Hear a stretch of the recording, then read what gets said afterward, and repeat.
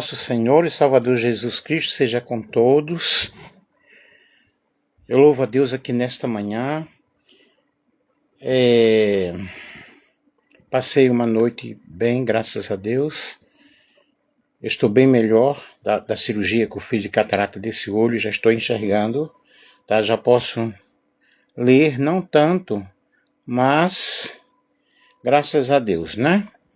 Eu quero falar aqui nesta manhã sobre um estudo bíblico rápido sobre usos e costumes religiosos, a santidade bíblica e a diferença entre tradição e doutrina. Professor Nelson, sou teólogo, bacharel, mestre, doutor e PhD em teologia. E este estudo é de suma importância, porque nós vamos compreender, à luz da palavra de Deus, sobre usos e costumes. Ele procura distinguir, à luz das Escrituras, entre doutrinas essenciais da fé cristã e usos e costumes religiosos, incentivando uma prática de santidade fundamentada na palavra de Deus, exercida com amor, discernimento e respeito às diferentes tradições cristãs. É muito importante nós compreendermos sobre este assunto, porque ao longo da história da igreja, muitos costumes foram adotados como expressão de reverência, identidade cultural e compromisso com Deus. Entretanto, surge uma pergunta importante. Até que ponto um costume é uma doutrina bíblica? Muito bom dia ao Jorge. Deixa eu ver, Miúdo, Roseli, a todos que estão entrando aí, ok? Até que ponto um costume, na realidade, é uma doutrina bíblica? A Bíblia ensina que a santidade deve estar fundamentada na palavra de Deus, e não apenas em tradições humanas. Isso não significa que tenhamos que desprezar os bons costumes, mas compreender sua finalidade. O texto base aqui, Mateus capítulo 15, versículo 8 ao 9, este povo honra-me com os lábios, mas o seu coração está muito longe de mim. Em vão me adoram, ensinando doutrinas que são preceitos de homens. Porque muitas vezes as pessoas se agarram tanto ao costume ou aos costumes que esquecem do principal fundamento, a verdadeira santidade que procede de um coração, que procede do nosso interior. E a santidade, ela não é externa, não é roupa, não é barba, não é bigode. É a mudança, é a transformação, é a renovação do coração. 1 Tessalonicenses, capítulo 5, versículo 21, diz: retende tudo, examinai tudo e retende o bem. O que são usos e costumes? Usos e costumes são práticas adotadas por determinados grupos religiosos, geralmente relacionados à forma de vestir, comportamento, aparência e hábitos sociais. E eles podem variar de cultura para cultura, de época, de país, tradição da igreja. Cada país tem o seu costume, cada denominação tem o seu costume. Exemplos: uso de saia pelas mulheres, proibição de maquiagem, proibição de barba, cabelos longos ou curtos, uso de joias, televisão, redes sociais, vestimentas específicas. Aqui são apenas alguns exemplos. Essas práticas nem sempre são ensinadas diretamente pela Bíblia. Doutrina e costume ou costumes são a mesma coisa? A doutrina é um ensino estabelecido pela palavra de Deus e a doutrina não muda. Exemplos: a salvação pela graça. A Bíblia ensina o que é a salvação pela graça. Que a salvação não é pelo fato de você guardar mandamentos ou de você seguir regras ou costumes. A salvação é pela graça de Deus. O apóstolo Paulo, ele enfatiza muito bem quando diz, não por obras de justiça praticadas por nós. Porque, finalmente, nós não praticamos obras de justiça. Então, a doutrina bíblica, a salvação pela graça, arrependimento, a fé em Cristo, o batismo, a santa ceia, ressurreição, santidade e amor ao próximo. Aqui são apenas alguns exemplos, porque são várias as doutrinas bíblicas. A doutrina é imutável, em qualquer lugar ela vai ser a mesma coisa. Apesar de que salvação pela graça está na Bíblia. Há outras pessoas, Wanderson, tudo bem? Outras pessoas, elas até ensinam que a salvação é porque você não pintou a unha, não cortou o cabelo e por aí vai. Deixa eu ver aí. Bom dia, doçura. Alguém está dizendo muito obrigado. Deus te abençoe, meu querido. Então, veja, a doutrina ela é imutável. Na Bíblia, em qualquer situação, em qualquer lugar, vai ser a mesma coisa. O homem é que faz a mudança, que faz a diferença. O costume é uma prática cultural ou denominacional. Pode mudar com o tempo sem alterar o evangelho. Por exemplo, no Novo Testamento os homens usavam túnicas. Hoje usam calça, terno, outras roupas. A roupa mudou. A doutrina permaneceu. Jesus condenou os costumes? Não, Jesus condenou quando os costumes passaram a valer mais do que a palavra. Aí Jesus entra. Esse povo me honra com aparência. Me honra com os lábios. Mateus 7:8. Negligenciando o mandamento de Deus e guardais a tradição dos homens. Isto é, a pessoa está mais para obedecer àquela regra denominacional e interiormente é um sepulcro caiado. Está cheio de pecado. O problema nunca foi a tradição. O problema foi substituir a vontade de Deus pela tradição. O exemplo dos fariseus. Os fariseus criaram centenas de regras.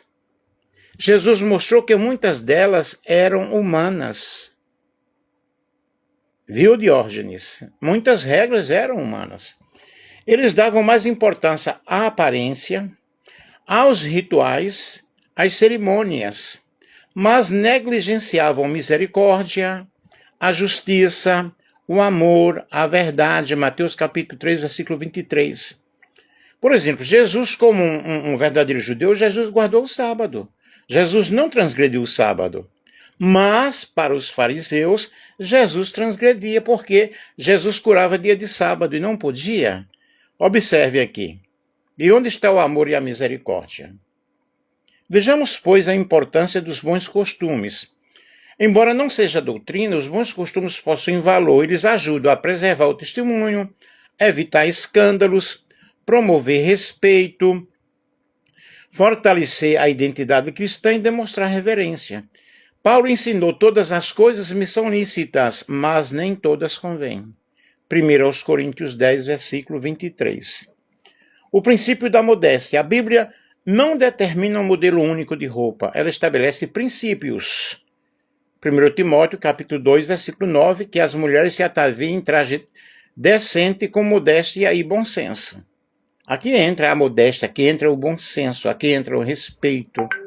O princípio vale tanto para homens como para mulheres. Deus olha para a modéstia, para a simplicidade, para o respeito. O coração vale mais que a aparência. Deus não observa apenas a roupa. 1 Samuel 16, 7 diz: o homem vê o exterior, porém o Senhor vê o coração. A aparência não substitui a fé, o caráter, o amor, a obediência. A liberdade cristã nunca deve servir ao pecado. Gálatas capítulo 5, versículo 13. Não useis da liberdade para dar ocasião à carne. Ser livre em Cristo não significa viver sob a direção. Ser livre em Cristo significa viver sob a direção do Espírito Santo. Eu vou repetir. Ser livre em Cristo significa viver sob a direção do Espírito Santo. Quando o costume ele pode se tornar um problema? Quando ele substitui a Bíblia, gera orgulho espiritual. Muitas pessoas elas são orgulhosas espiritualmente porque elas seguem determinado costume que outra igreja não segue, que outra denominação não segue. Quando produz julgamento, quando eu começo a criticar, julgar o outro, o fulano pinta o cabelo igual eu pinto o meu cabelo.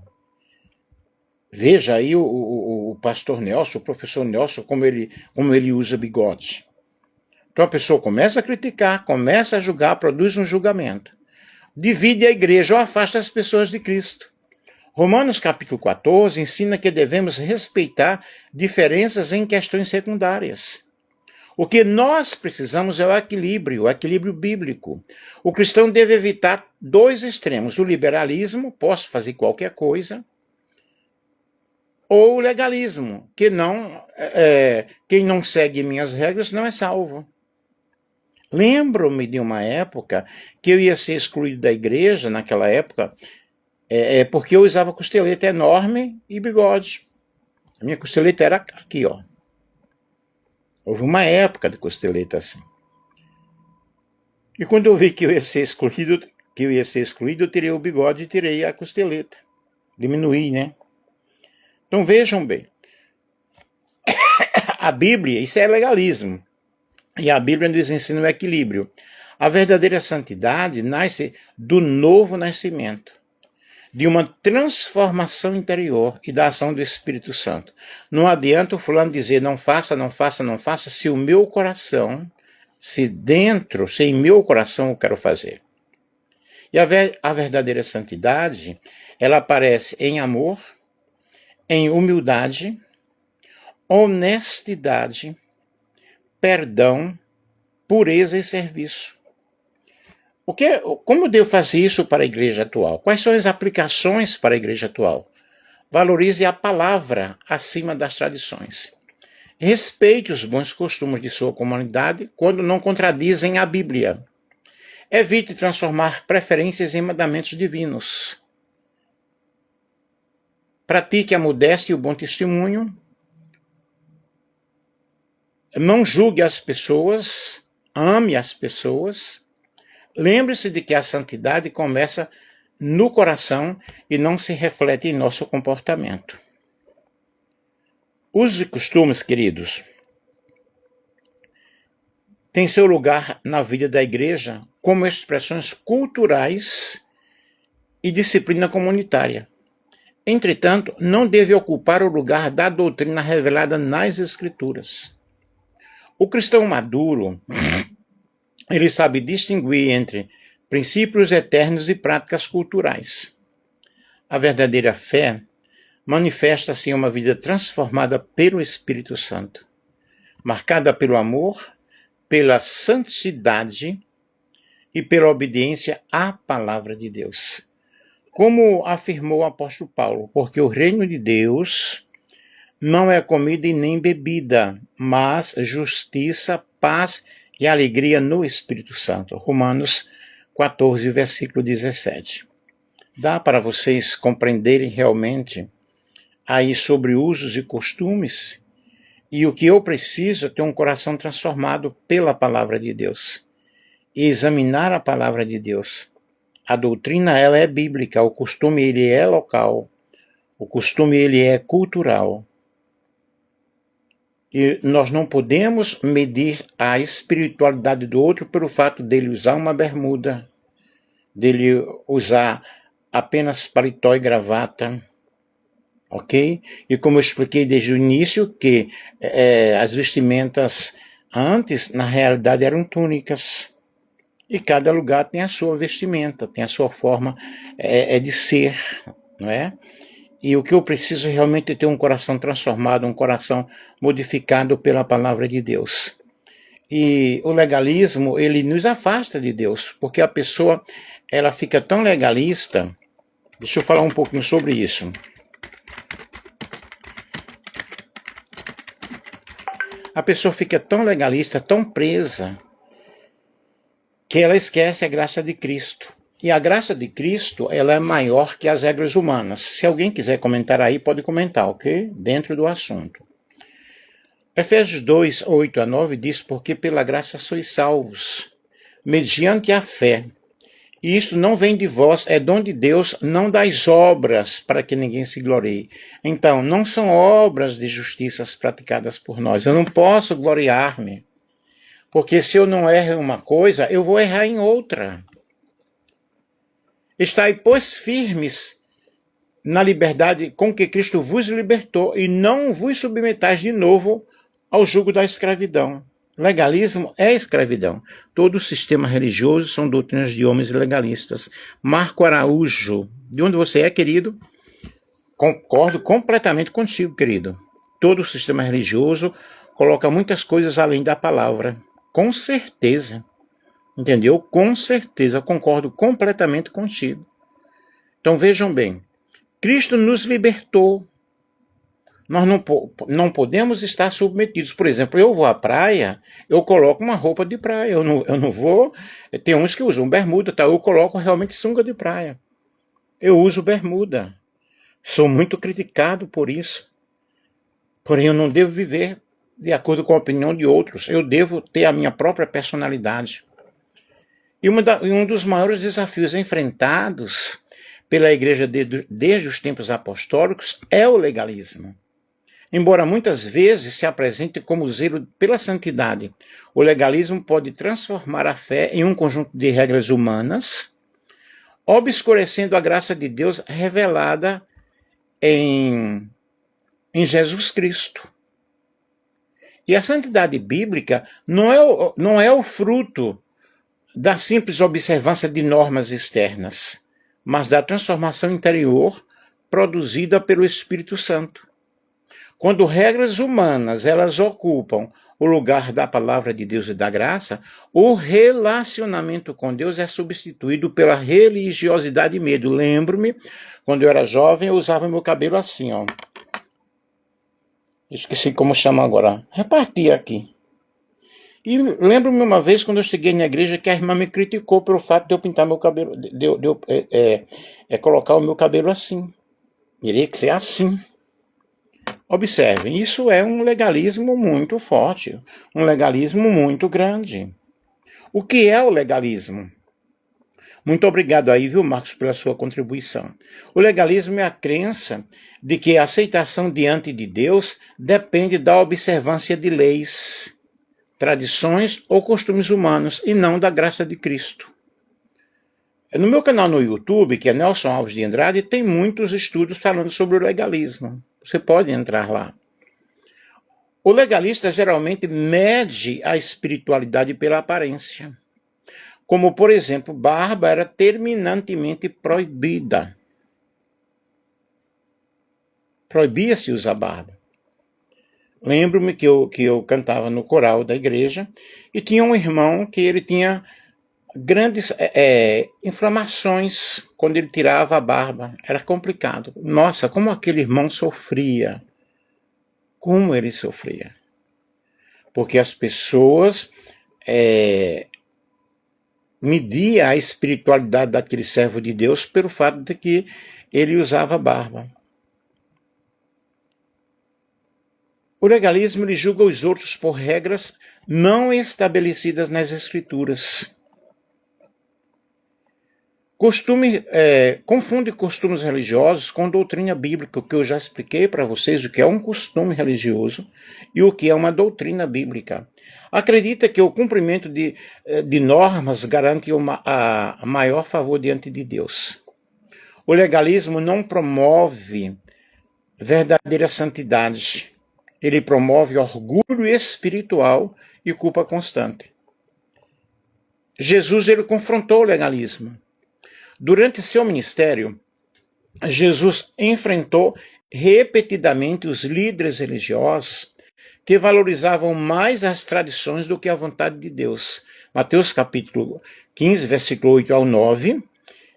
Este povo honra-me com os lábios, mas o seu coração está longe de mim. Em vão me adoram, ensinando doutrinas que são preceitos de homens.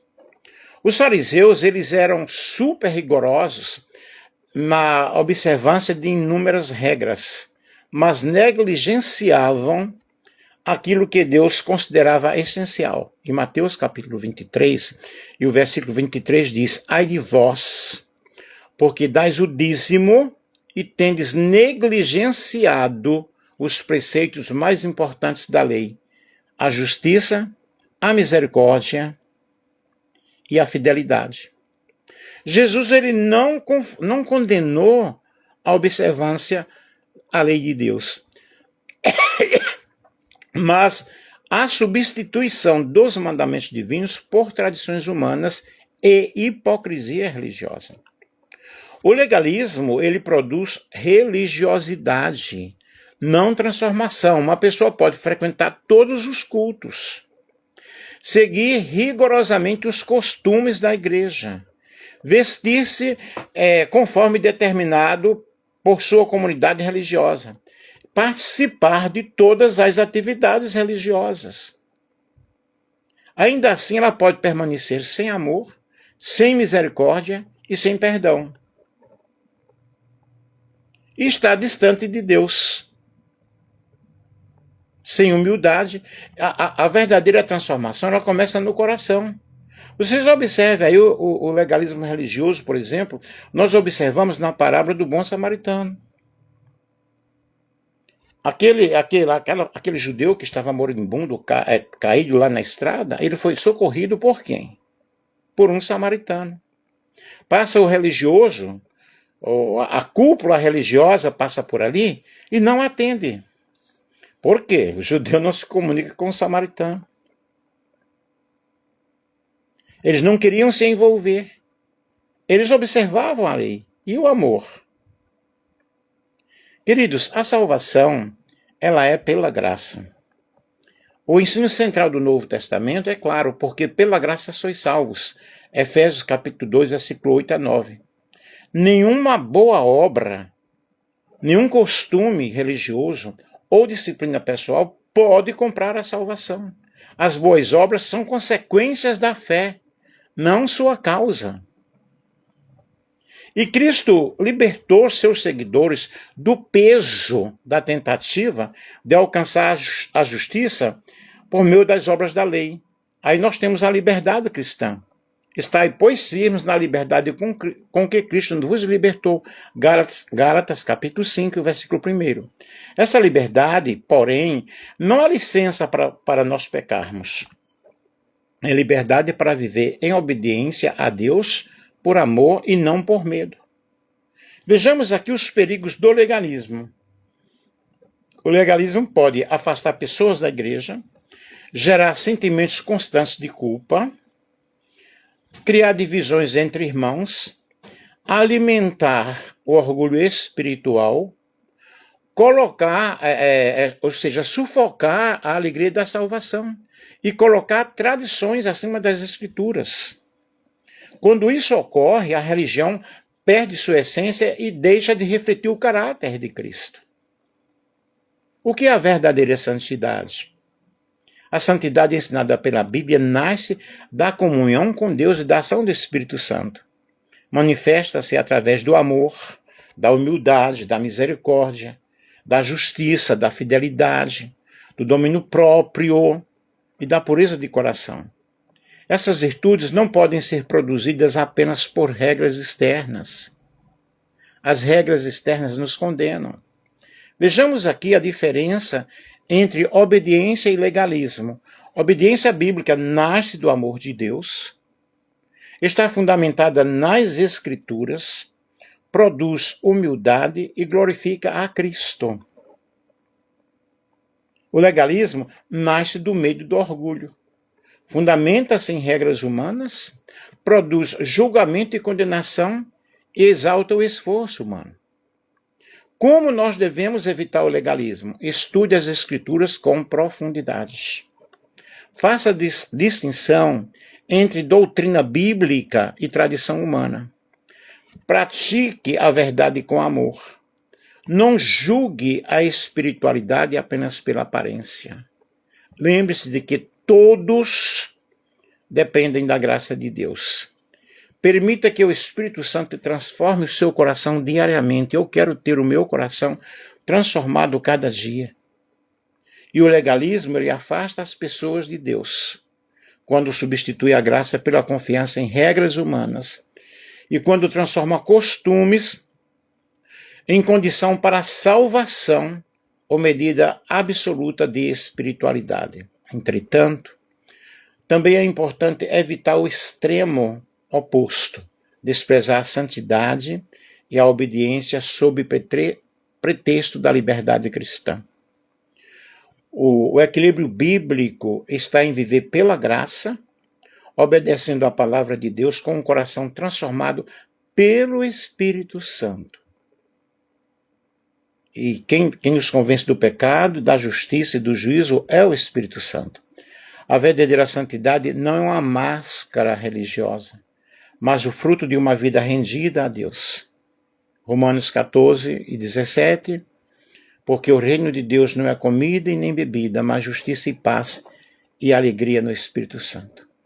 E é necessário nós observarmos, nós distinguirmos a diferença entre legalismo e obediência. A Bíblia condena o legalismo, isto é, a ideia de alcançar a aceitação diante de Deus mediante regras humanas ou obras da lei, mas incentiva a obediência aos mandamentos de Deus como resposta de amor e gratidão pela salvação recebida em Cristo Jesus. João 14, 15, Tiago 1 e 22. O cristão é chamado a viver uma vida de santidade, não para conquistar a graça, mas porque já foi alcançado por ela. Isso é lindo, não é verdade?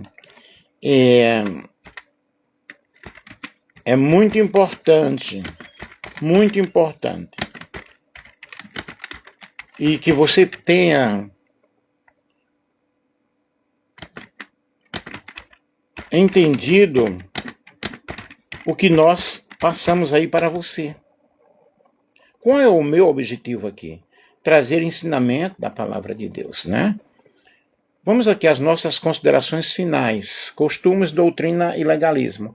E ao longo deste estudo, nós vimos que é fundamental distinguir entre doutrinas bíblicas, usos e costumes e legalismo, pois a confusão entre esses conceitos pode comprometer a compreensão do Evangelho e a vivência saudável da fé cristã.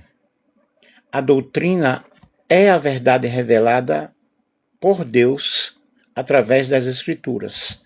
Ela é imutável, é universal e constitui o fundamento da fé cristã. Doutrinas como a salvação pela graça, mediante a fé, a divindade de Cristo, sua morte e ressurreição, o arrependimento, o novo nascimento, a santidade pertencem ao núcleo da mensagem do Evangelho e não podem ser alteradas ou relativadas. Os usos e costumes, por sua vez, são práticas que surgem em determinados contextos religiosos, em contextos históricos, culturais ou denominacionais. Muitos deles têm valor quando promovem a modéstia, o respeito, a reverência e o bom testemunho cristão. Contudo, não possuem caráter universal nem serem. Contudo, por não possuírem caráter universal nem serem, em todos os casos, mandamentos explícitos nas Escrituras, não devem ser levados à categoria de doutrina nem utilizadas como critério absoluto para medir a espiritualidade ou a salvação das pessoas. O legalismo surge justamente quando regras humanas, tradições ou costumes passam a ocupar o lugar da palavra de Deus, tornando-se exigência para a aceitação diante de Deus ou para o reconhecimento da espiritualidade de alguém. Jesus ele confrontou esse tipo de religiosidade ao denunciar aqueles que ensinavam doutrinas que são preceitos de homens. Mateus 15, 9. O legalismo produz orgulho espiritual, julgamento, culpa e divisão, desviando a atenção da graça salvadora de Cristo. Por outro lado, é igualmente importante evitar o extremo oposto. Utilizar a liberdade cristã como justificativa para uma vida sem compromisso com a santidade. E a graça de Deus nunca é licença para o pecado, mas poder para viver em obediência à palavra de Deus. A verdadeira liberdade em Cristo conduz a uma vida transformada pelo Espírito Santo, marcada pelo amor, pela humildade, pela justiça, misericórdia e pela fidelidade à palavra. Assim, o cristão maduro procura viver em equilíbrio. Ele respeita os costumes da sua comunidade quando estes não contradizem as Escrituras, mas reconhecem que somente a palavra de Deus possui autoridade absoluta sobre fé e a prática. Em vez de julgar pela aparência, busca discernir o fruto do Espírito na vida das pessoas, lembrando que Deus vê o coração antes de ver o exterior. E a Igreja de Cristo, ela é chamada a anunciar um evangelho que une graça e verdade. A verdade preserva a pureza da doutrina. A graça impede que a verdade seja usada como instrumento de condenação. Quando esses dois elementos caminham juntos, a igreja torna-se um testemunho fiel do caráter de Cristo. Portanto, que cada cristão examine continuamente sua vida à luz das Escrituras, valorizando a sã doutrina, respeitando os bons costumes sem absolutizá-los e rejeitando toda forma de legalismo que obscureça a graça de Deus, como escreveu o apóstolo Paulo. Porque o reino de Deus não é comida e nem bebida, mas justiça, paz e alegria no Espírito Santo. Romanos 14 e 17. Que a nossa fé esteja fundamentada em Cristo, sustentada pela graça, guiada pela verdade das Escrituras e evidenciada por uma vida de santidade, amor e serviço ao próximo. Dessa forma, glorificaremos a Deus não apenas por nossas palavras ou tradições, mas pelo testemunho de uma vida verdadeiramente transformada pelo poder do Evangelho. Amém, meus queridos? Eu espero que eu tenha contribuído com vocês aí sobre esse estudo, né? Eu fiz uma pesquisa, claro, usei a Bíblia, também Jesus e os Fariseus, de D.A. Carson, Teologia Sistemática de Wayne Grudem, Teologia Sistemática, uma perspectiva pentecostal, de Stanley Orton, Estudo no Sermão do Monte, de John Lloyd, né, Dr. Martin, a Mensagem de Gálatas, John Stott, Estudo do Sermão do Monte, de John Lloyd, já citei aí, né? E outros livros, e outros sites aqui que eu busquei para trazer esse ensinamento para vocês de uma forma muito especial. Comentário Bíblico Expositivo, de Warren Wiersbe, Wiersbe, e outros livros. Eu espero que você tenha gostado, que você tenha compreendido. Eu vou salvar aqui em PDF. Se alguém quiser, pode me procurar no privado, que eu estarei mandando para vocês gratuitamente. Um grande beijo, um grande abraço, que Deus possa abençoar. Eu espero que vocês tenham compreendido. Um abração.